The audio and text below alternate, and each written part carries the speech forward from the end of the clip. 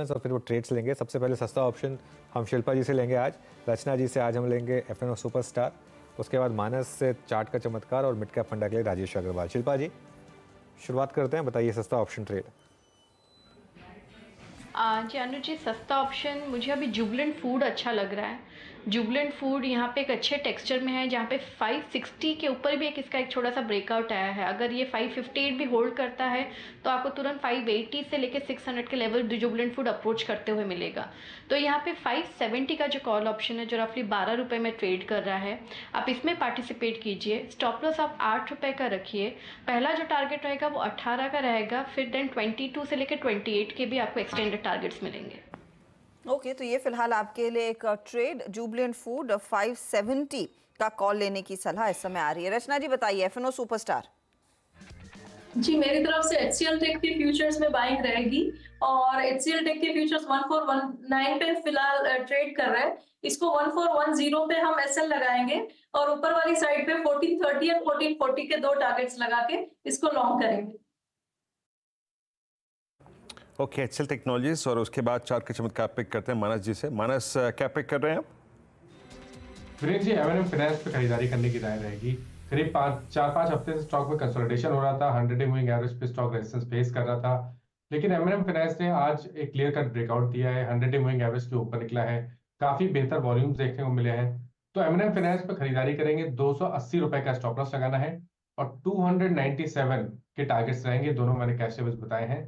285 वाला call option लिया जा सकता है, 9.5 रुपए के आसपास ट्रेड हो रहा है, वहां पर 5 रुपए 90 पैसे के स्टॉप लॉस से खरीदारी की जा सकती है और 15 रुपए के टारगेट सेट करने चाहिए।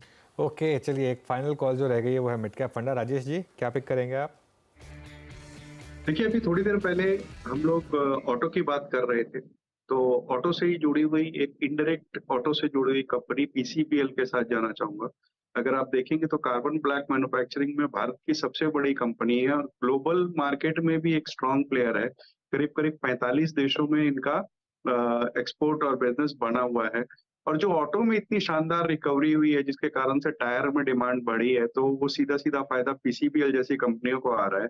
अभी एक मैनेजमेंट बहुत ज्यादा फोकस कर रही है कि एक्सपोर्ट का कंट्रीब्यूशन इनके टोटल रेवेन्यू में बढ़ जाए, जिससे बॉटम लाइन बहुत शानदार हो जाएगी।